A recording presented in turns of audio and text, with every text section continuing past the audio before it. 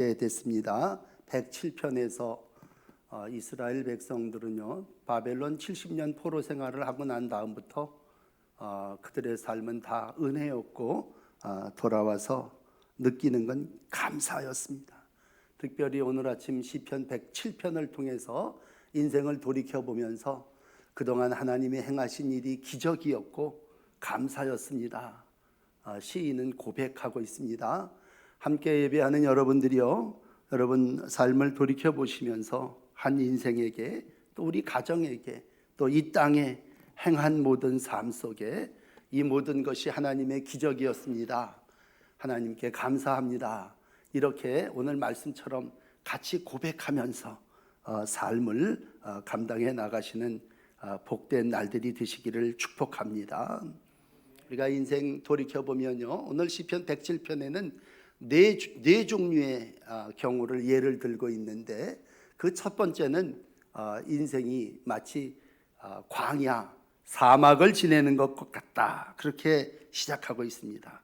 4절 말씀 보시면 9절까지 이스라엘의 광야 생활을 하나님이 인도해 주시고 있습니다.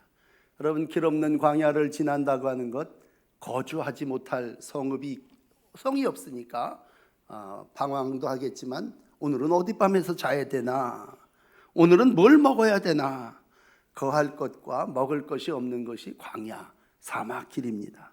그런데 그럴 때마다 굶주리지 않도록 하늘문도 여시고 만나도 내려주시고 땅도 쳐서 반석에서 물이 나오게 하시면서 굶주림과 목마름을 해결해 주셨습니다. 그 영혼들이 다 만족함을 얻으면서 다시 인도함을 받아서 광야길을 지나가게 됐습니다. 그러므로 우리에게, 인생에게 행하신 것이 기적입니다. 이 광야 인생을 지나며 길 잃어버리지 않고 이와 같이 광야를 지나게 하신 것 다 기적입니다. 나그네 인생, 하나님의 은혜를 감사하고 있습니다. 또 하나는 인생이 감옥과 같다면 흑암의 그늘에 앉아있는 인생입니다. 10절쯤 내려가서는 두 번째로 인생이 마치 옥에 갇힌 감옥과 같이 흑암의 그늘에 앉아있고 곤고와 쇠사슬로 매인 그러한 존재들입니다. 그럴 때마다 흑암과 사망의 그늘에 곤고와 쇠사슬에 매여있는 우리를 하나님이 해결해 주셨죠. 논문도 열어주시고 쇠로 된 빗장도 질러서 우리가 해결하지 못했는데 하나님께서 문을 열어주시고 빗장을 열어주셔서 우리가 자유를 누리게 됐고, 그 안에서 나올 수 있었다면, 내가 옥에 갇혔을 때에 하나님께서 옥문을 열어주셨습니다. 이것도 또한 인생에게 행하신 두 번째 기적이었습니다. 세 번째 사건은 병이었습니다. 병든 생명이어서 이젠 죽었구나.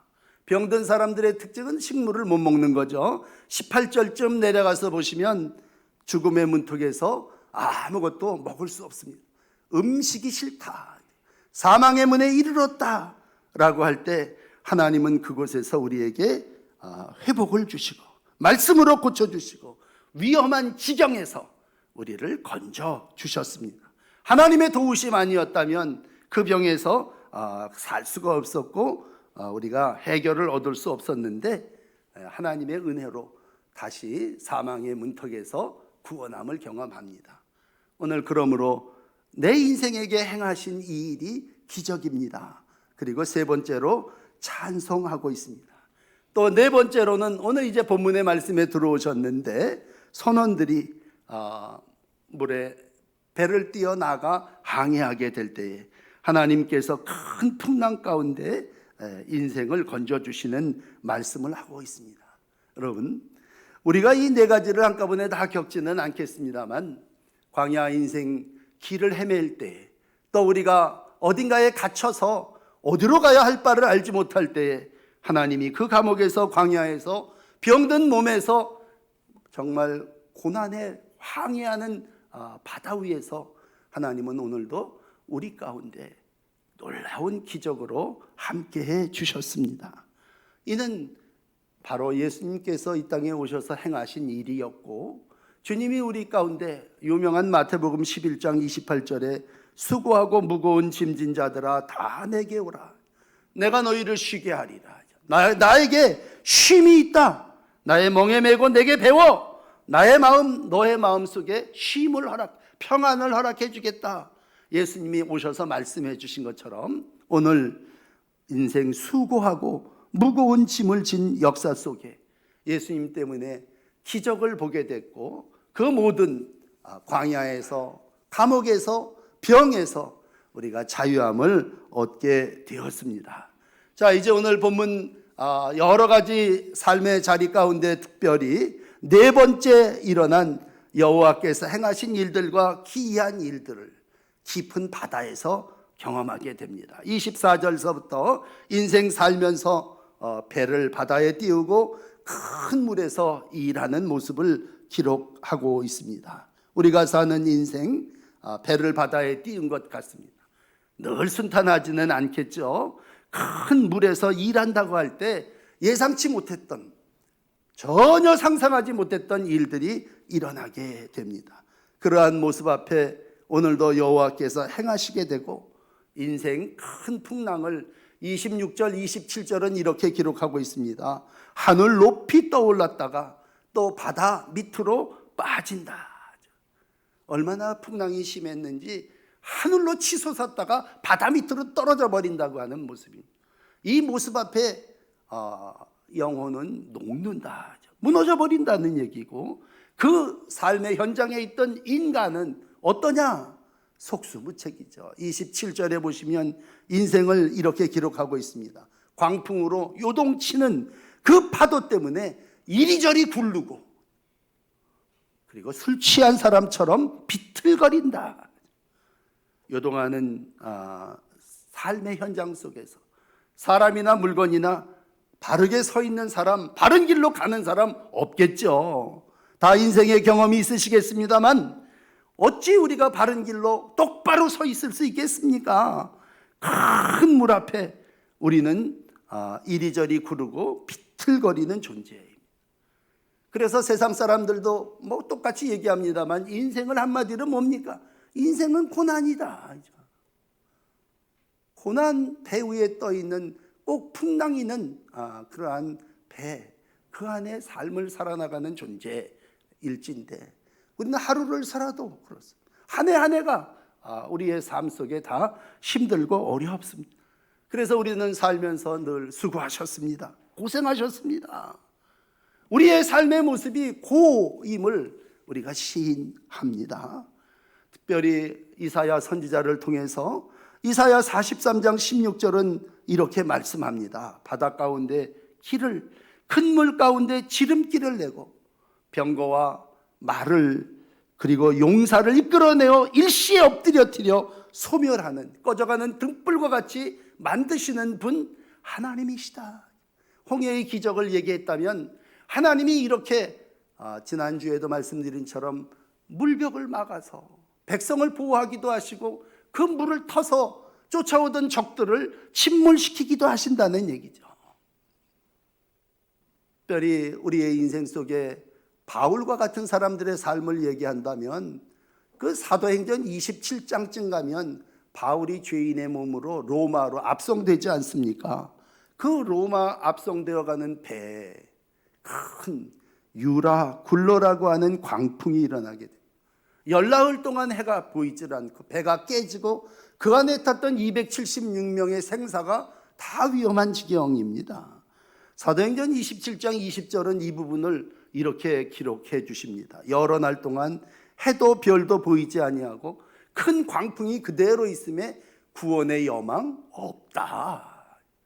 그러나 여러분, 그 안에 탔던 바울은 말하죠. 안심하라. 배는 깨지지만 사람은 보존되리라. 한 섬에 걸리리라. 그리고 정말 깨진 배 헤엄쳐서 226명의 사람들이 다 구원함을 얻게 됩니다. 우리가 인생 살면서 여러 가지 고난과 강풍이 있습니다. 그럴 때마다 분명한 것은 하나님은 그 속에서도 기적을 베푸시고 일하신다고 하는 거죠. 오늘도 하나님은 내 삶의 자리에서 기적을 베푸시는 분이시고 여전히 하나님은 천지와 만물 가운데 운행하고 계심을 믿습니다. 이사야 57장은 이런 말을 해요. 회개하지 않은 악인에 대하여 악인은 평안함을 얻지 못하고 그 물이 진흙과 더러운 것을 늘 솟구쳐내는 요동하는 바다와 같다. 악한 이 세상 악인이 사는 삶을 평강이 없다, 이렇게 말씀하고 있습니다. 악한 세상 악인들의 삶은 한마디로 불안과 두려움입니다.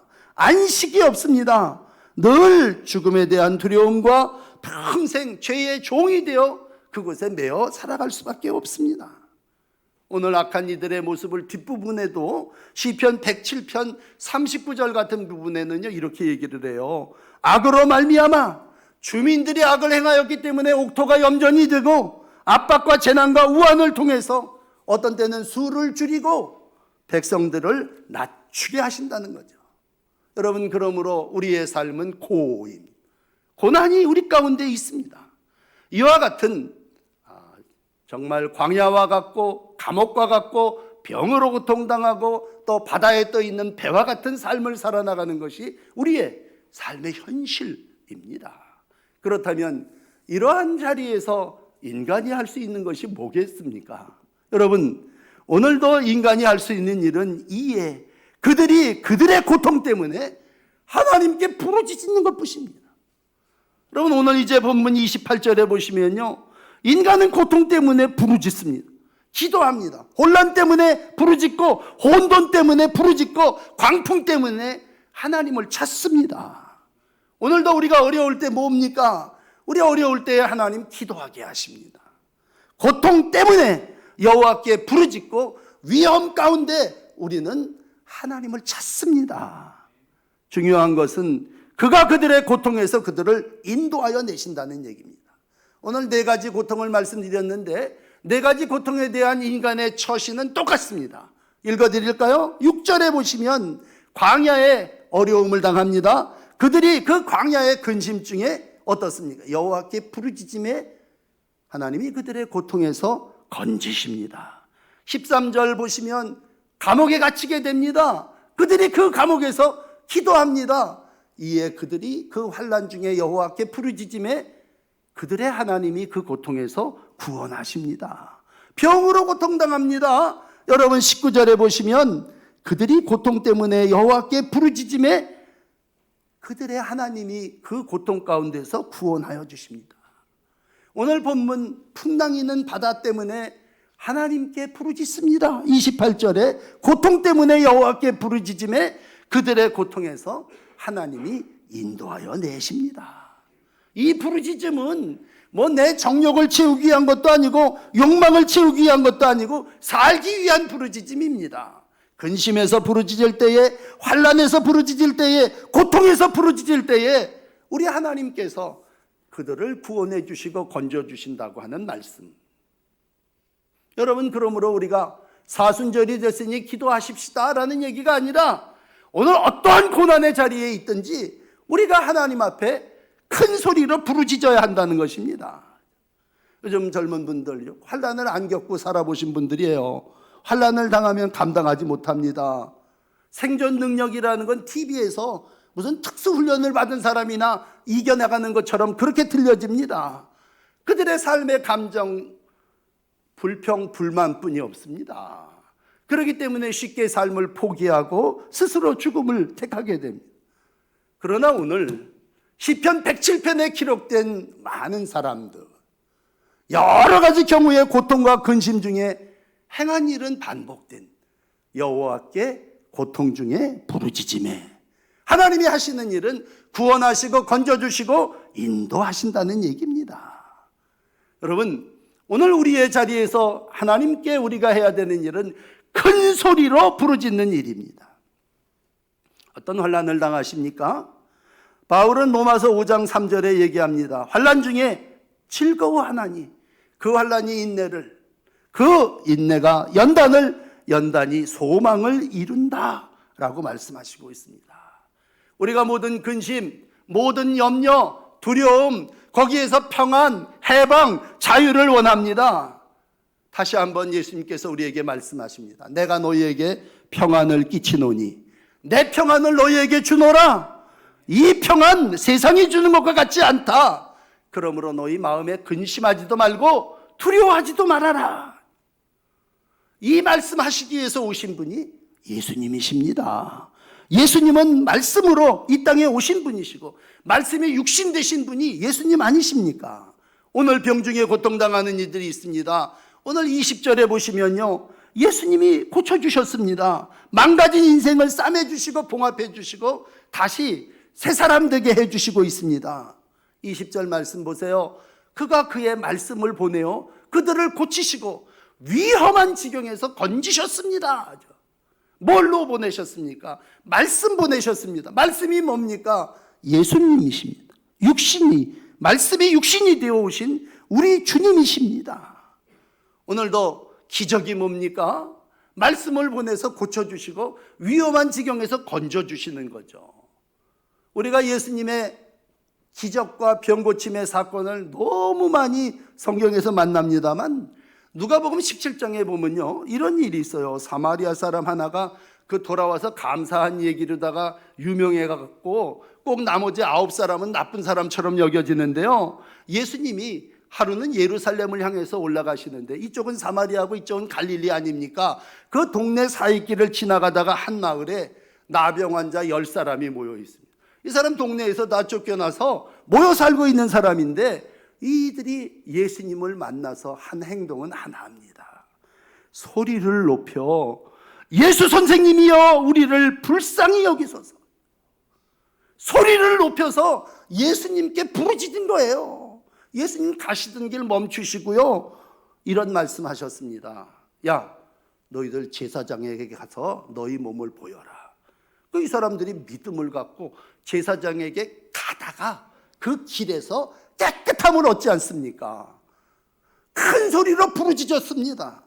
우리는 나중에 그 10사람 중에 하나만 돌아와서 예수님께 감사했다고 하는, 그래서 그 사람들은 아주 배은망덕한 사람들로 여기지만 우리 모든 10사람이요 한 목소리로 하나님께, 예수님께 부르짖었다고 하는 게 중요합니다. 죽게 됐으니 나 동네에서 쫓겨나고 이 나병으로 인하여 소외된 감옥에 갇힌 자이오니 나를 좀 불쌍히 여겨주소요. 고통 중에 우리는 부르짖습니다. 여러분, 인간은 스스로 광야에서, 감옥에서, 병에서, 큰 풍랑에서 구원받을 수 없습니다. 그러므로 우리가 할 수 있는 일은 그 어려움 가운데 하나님께 부르짖는 일입니다. 오늘도 부르짖으면 하나님께서 기적을 베풀어 주십니다. 오늘 다시 본문으로 돌아와서 29절 보세요. 다시 하나님은 어떻습니까? 광풍을 고요하게 하시고 물결을 잔잔하게 하십니다. 이거 인간 마음대로 되는 겁니까? 여러분, 광풍을 고요하게 하고 물결을 잔잔하는 게 사람의 힘으로 되는 일입니까? 그러므로 우리가 오늘도 하나님께 소망을 갖습니다. 왜? 하나님은 우리를 그 인생의 4가지 어려움에서 소원의 항구로 인도해 주시기 때문입니다. 내 고난의 현장에서 하나님께 부르짖으면 하나님이 오늘도 우리의 삶을 평강의 항구로 인도하십니다. 내가 평안을 너희에게 끼치노니, 요한복음 14장을 여러분에게 앞에 소개해 드렸다면 나의 평안을 너에게 주노라. 네가 지금 어떤 자리에 있느냐? 네 자리가 헤매는 광야냐? 네가 갇혀있는 감옥이냐? 네가 죽을 병에 걸려있는 병의 자리냐? 그 자리에서 내가 너에게 평안을 끼친다. 나의 평안을 너에게 준다. 어떻게 됐습니까? 오늘 30절에 평안함으로 말미암아 기뻐하는 중에 여호와께서 그들을 바라는 항구, 옛날 성경은 소원의 항구로 인도해 주시지 않습니까? 지난주일은 예수님이 영생이라고 하는 말씀을 결론으로 드렸다면 오늘은 예수님이 우리를 평안의 기적으로 인도해 주십니다. 중요한 건 이 고난의 현장에 예수님이 함께 하신다고 하는 것입니다. 광야에도 함께 하시고 옥에서도 함께 하시고 병중에도 함께 하시고 큰 놀이에 얹히는 풍랑의 바다 가운데도 예수님은 오늘 나와 함께 하시고 그분은 우리에게 평안을 주시는 분이십니다. 그러므로 이 기적을 체험한 시인은 오늘 4번 똑같은 말 반복하고 있습니다. 오늘 여러분 돌아가셔서 이 시편 107편을 다시 한번 전체를 읽어보시면요, 이 네 가지 사건 중에 네 번 똑같이 인간은 하나님께 부르짖습니다. 그러면 네 번 똑같이 하나님은 어떻게 행하시느냐? 여러분 읽어드릴게요. 8절 보십시오. 광야 가운데 부르짖는 인생에게 여호와의 인자하심과 인생에게 행하신 기적으로 말미암아 그를 찬송할지로다. 감옥에 갇힌 자가 하나님께 부르짖으면 15절 어떻게 됩니까? 여호와의 인자하심과 인생에게 행하신 기적으로 말미암아 그를 찬송할지로다. 병중에 있는 자를 말씀을 보내서 예수를 보내서 그 위경에서 위험에서 건져주십니다. 그러면 우리 어떻게 합니까? 오늘 21절이죠. 여호와의 인자하심과 인생에게 행하신 기적으로 말미암아 그를 찬송할지로다. 오늘 마지막 네 번째인 풍랑에서 건짐받아 31절에 뭐라고 얘기합니까? 여호와의 인자하심과 인생에게 행하신 기적으로 말미암아 그를 찬송할지로다. 우리가 우리 힘으로 행할 수 없는 일이 일어날 때 우리는 그걸 기적이라고 얘기합니다. 하나님의 역사는 뭡니까? 하나님의 역사는 기적입니다. 내가 헤맬 때 하나님이 길이 되어 주셨다면 하나님은 기적으로 내 길을 바른 길 7절처럼 가게 하시는 분이십니다. 여러분, 오늘 이 네 가지 삶의 역사가 오늘도 우리의 삶에 반복됩니다. 분명한 것은 아니 1000년 전, 2000년 전 이스라엘 사람들에게만 얘기하신 게 아니라 오늘도 살아계신 하나님은 우리 가운데 계시면서 이와 같은 삶 속에 오늘 고난의 현장에 찾아오셔서 똑같은 기적을 이루신다는 것입니다. 시편 31편 7절 말씀 보십시오. 주의 인자하심을 기뻐하며 즐거워하는 것은 뭡니까? 주께서 나의 고난을 보신 겁니다. 환난 중에 있는 내 영혼을 주께서 아십니다. 여러분, 우리가 많은 믿음 가운데 중요한 건 하나님이 오늘도 고난을 보시고 영혼을 아신다고 하는 믿음입니다.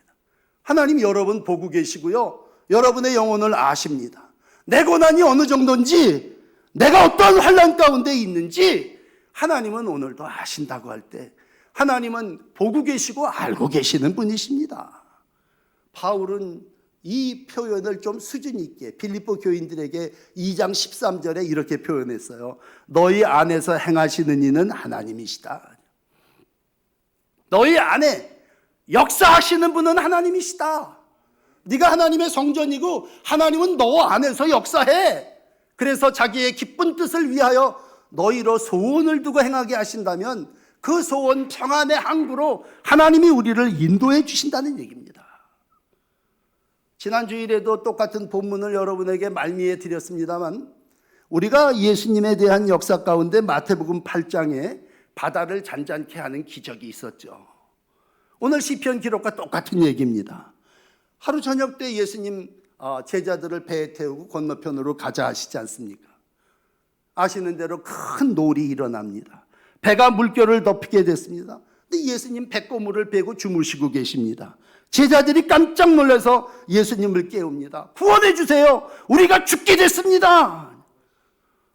예수님께서 일어나셔서 말씀하십니다. 어찌 무서워하느냐? 이 믿음이 적은 자들아. 그리고는 바다를 향하여 선포하시죠. 바람과 바다를 꾸짖습니다. 잔잔하게 됐습니다. 여러분, 기적입니다. 선원이 할 수 없는, 어부들이 할 수 없는 일을 주무시다 일어나신 주님이 행하셨다면 중요한 건 주님이 그 배에 제자들과 함께 계셨다는 얘기고, 고난을 보고 계셨고 환난 중에 있는 영혼 다 알고 계셨다고 하는 것입니다. 오늘도 우리의 삶이 죽겠습니다. 그럴 때 하나님은 오늘 우리의 그 죽음의 현장 앞에 함께 계십니다. 제자들이 죽겠다 그러다가 깜짝 내서 도대체 저가 누기에 이와 같은 기적을 행하느냐? 고백하고 있습니다. 그리고 오늘의 결론은 소망, 소원의 항구로 하나님이 우리를 인도해 주시고 있습니다. 마침 3월 마지막 주일인데 우리가 3월을 시작하면서 제가 한 달에 한 번씩 말씀을 교회 소식 맨 위에 올려놓죠. 3월의 말씀은 저녁이 되고 아침이 되니 이는 첫째 날이니라, 그런 말씀이었어요.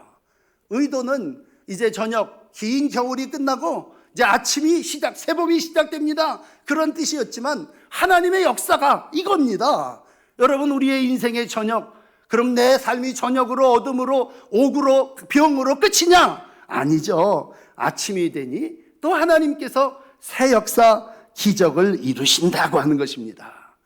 그러므로 사랑하는 성도 여러분, 아무리 암담해도 소망 있습니다. 소원의 항구로 인도해 주십니다. 여러분, 바라는 곳으로 우리 하나님께서 평안하게 인도해 주실 줄을 믿습니다.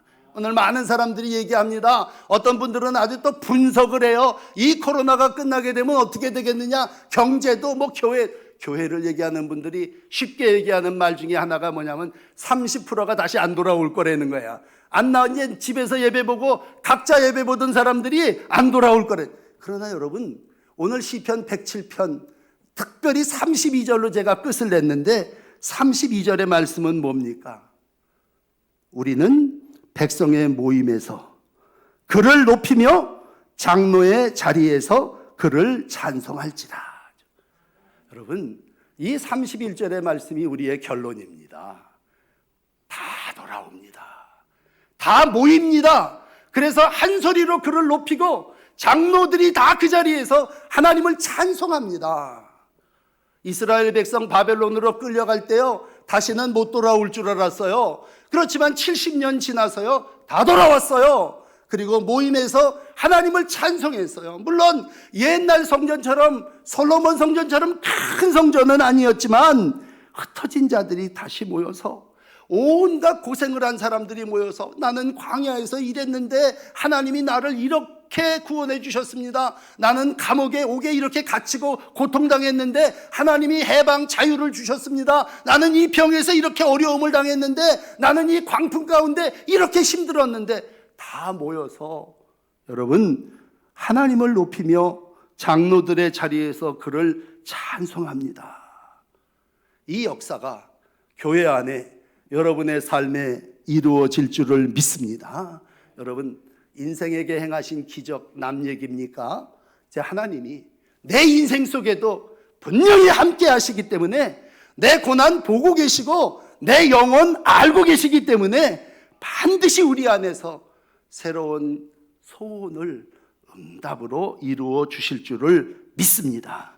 이 믿음 가지고 3월을 마감하시고 하나님이 주시는 부활의 영광 4월을 맞이하는 복된 기적의 사람들이 되시기를 주의 이름으로 축원합니다. 기도하시겠습니다. 때를 따라 필요한 것들을 채우시고 역사를 운행하시는 하나님, 우리가 광야 지내는 동안 길 잃고 헤맬 때, 사막에서 인생 끝내지 않게 하시고, 배고프고 목마를 때 입히시고 먹이시고 정말 그 발이 부르트지 아니하도록 지키시는 분 하나님이셨습니다. 우리가 갇히고 답답하고 흑암과 사망의 그늘에 있을 때 우리를 말씀으로 자유케 하시고 해방시켜 주신 분 역시 하나님이셨습니다. 우리가 병들고 지치고 힘들고 어려울 때 하나님 말씀 보내시고 예수님 보내셔서 우리를 회복시켜 주시고 영생 얻게 하신 분도 하나님이셨습니다. 우리가 스스로 벗어날 수 없는 큰 광풍을 만날 때도 하나님 우리 가운데 함께 해주셨고 인자하심과 선하심으로 간섭해 주셔서 오늘을 살게 하신 줄 믿습니다. 주님, 옛날 기적이 오늘 나의 삶에 그대로 또 이루어짐을 믿습니다. 인생 남은 항에 어떤 일을 만나고 무슨 일을 만날런지는 알지 못하지만 비옵나니 주님 소원의 항구에 평안히 도착하게 하여 주시옵소서. 이러한 일들을 보면서 주의 인자하심을 깨닫게 하시고 이러한 하나님을 찬송하는 저희들 되게 하여 주옵소서. 온 성도들이 다시 모여서 주를 높이며 장로들의 자리에 앉아 하나님을 찬양할 날이 반드시 돌아올 줄을 믿습니다. 가정에서 예배하는 모든 이들을 축복합니다. 가나의 혼인잔치 가정이 되게 하시고 떨어지고 없는 상황 속에서 오늘도 물을 포도주로 바꾸시는 하나님의 기적이 모든 가정 가운데 이루어지게 하여 주옵소서. 오늘 너무 힘들고 어려워 포기하고 중단하고 싶은 이들이 있을 때 하나님 다시 한번 우리에게 말씀하시고 기적을 보여주시니 감사합니다. 고난에서 기도하게 하시고 소망으로 승리하는 복된 성도 되게 하옵소서. 예수님 이름으로 기도드립니다. 아멘.